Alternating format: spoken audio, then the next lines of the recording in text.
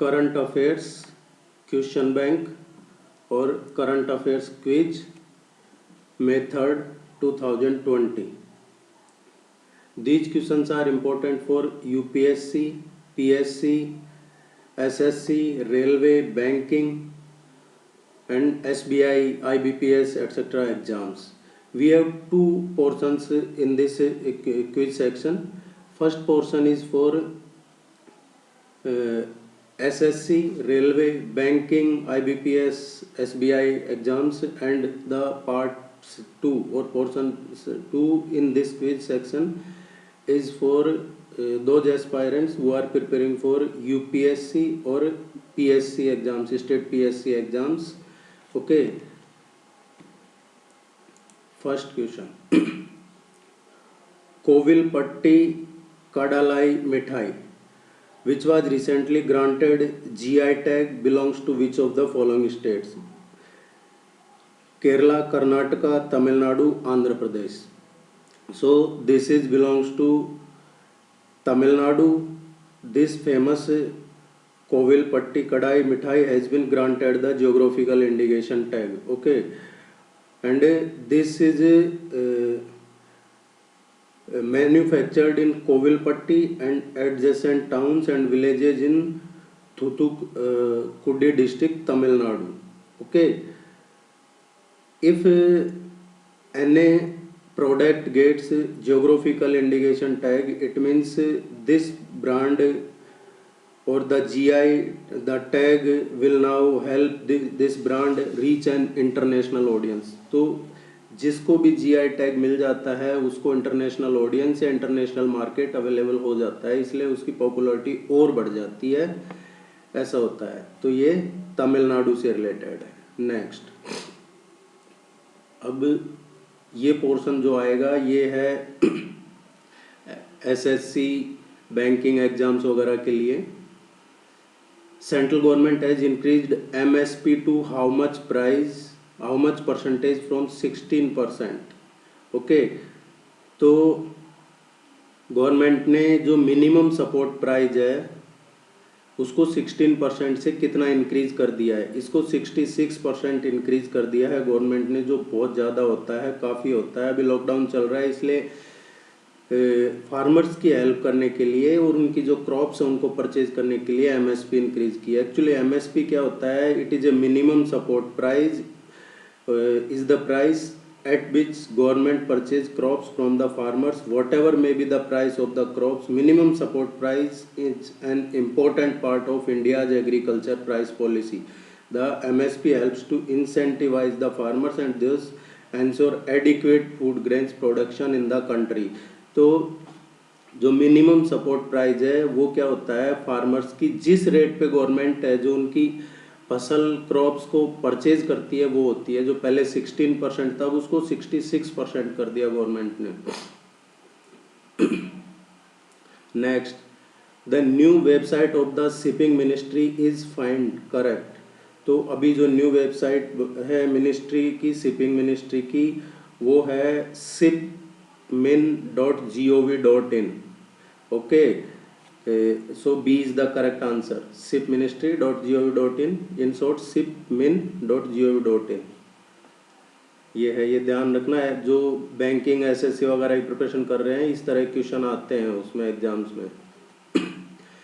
Press freedom day is observed on which day? Press freedom day कब celebrate किया जाता है, कब मनाया जाता है? तो ये May 3rd को सेलिब्रेट किया जाता है. It is observed on May 3rd every year. और press freedom day every year 3 May is date which celebrates the fundamental principles of press freedom, to evaluate press freedom around the world, to defend the media from attacks on their independence, and to pay tribute to journalists who have lost their lives in the exercise of their profession. Okay, so ये है जो press freedom की जो principles है, fundamental principles हैं, उनकी जो आज़ादी है उसके लिए सेलिब्रेट किया जाता है 3 मई को. Next, where is the first time world laughter day was held? First time world laughter day was held in Mumbai World Laughter Day was first celebrated on May 3rd, 1998 in Mumbai, India. The day was arranged by Dr. Madan Kataria, who was the founder of Worldwide Laughter Yoga Movement. अभी मुंबई में corona का काफ़ी चल रहा है, इसलिए इस तरह के क्वेश्चन आपसे पूछे जा सकते हैं किसी भी जो छोटे मोटे एग्जाम्स हैं उनमें, ध्यान रखिएगा थोड़ा. This day was arranged by Dr. Madan Kataria. And who is the Madan Kataria? He was the founder of Worldwide Laughter Yoga Movement.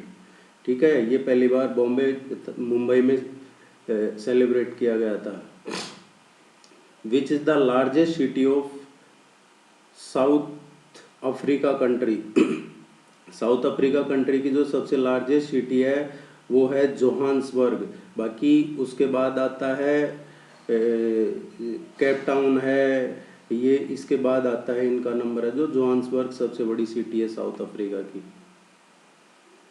Next, recently Dennis Goldberg has passed away. He was a Dennis Goldberg कौन थे?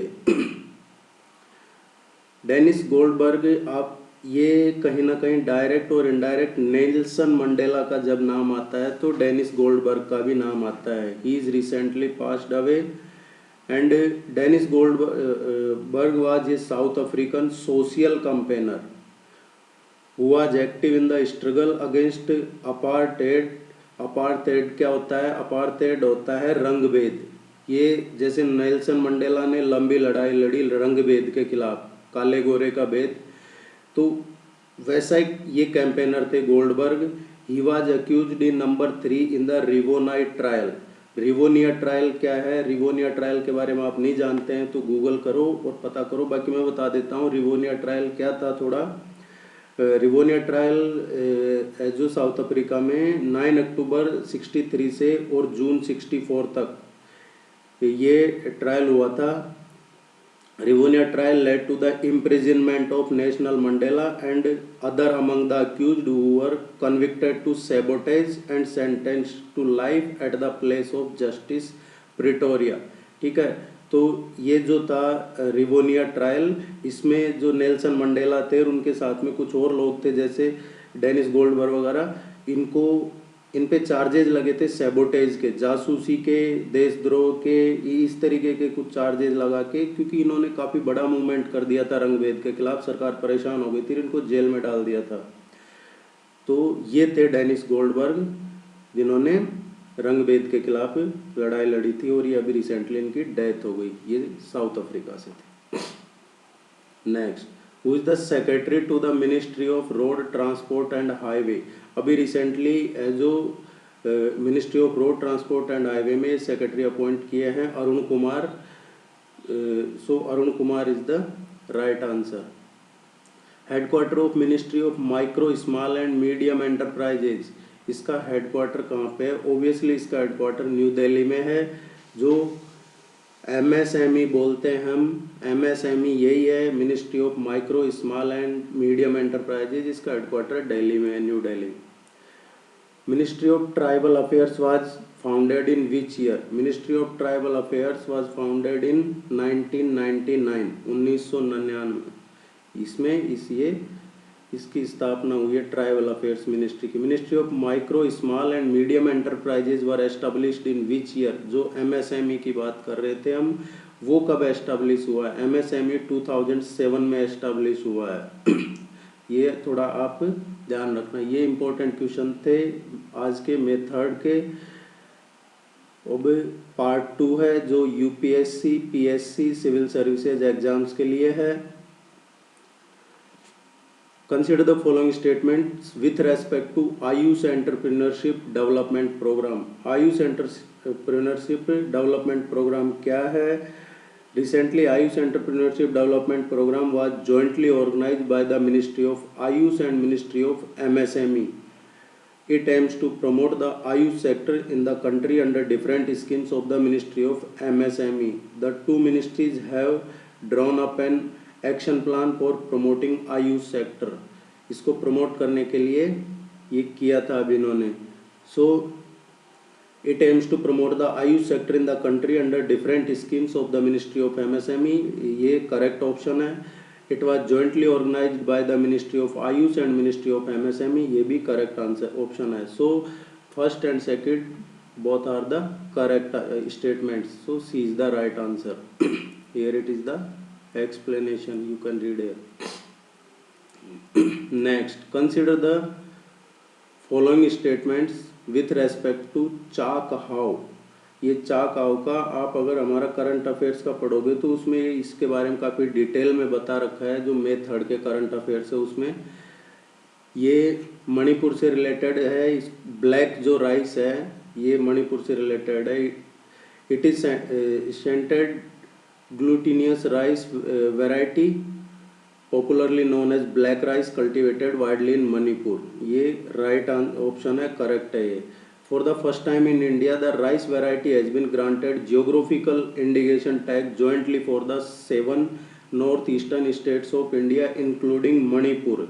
Okay, so incredible India chalk house rice popularly known as black rice which is cultivated in Manipur since centuries and popular to people apart from the state has got GI registration after almost a year long battle for registration competing with other states of India. Okay, so second option ये सही नहीं है। एक तो इसमें है जो ये सारे 7 स्टेट्स जॉइंटली नहीं है, ये सिर्फ मणिपुर के लिए ही है, ठीक है। So first option is the correct answer, A is the right answer. Here it is the explanation of this question. Consider the following statements with respect to MSME bank of ideas innovation and research portal. Okay, तो ये क्या है? Ministry of MSME has recently launched the bank of schemes ideas innovation and research portal on MSMEs. The portal give access to all schemes of union, state and UT government. It has the provision for uploading ideas, innovations and research in the sector. This portal has unique features of not only crowdsourcing of ideas but also evaluation and rating the ideas by crowdsourcing. It can also facilitate inflow of venture capital, foreign collaboration, etc. The portal has the facility to indicate the stage of idea to make more user friendly. The portal will make the potential entrepreneurs as one stop compendium of ideas. Overall ये है जो idea innovation से related है, information provide करवाता है ये portal है जो।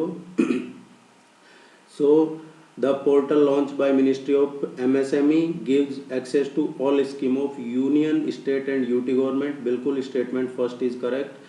The portal has unique features of not only crowdsourcing of ideas but also evaluation and rating the ideas by crowdsourcing. ये भी correct statement है, so both the statements are correct.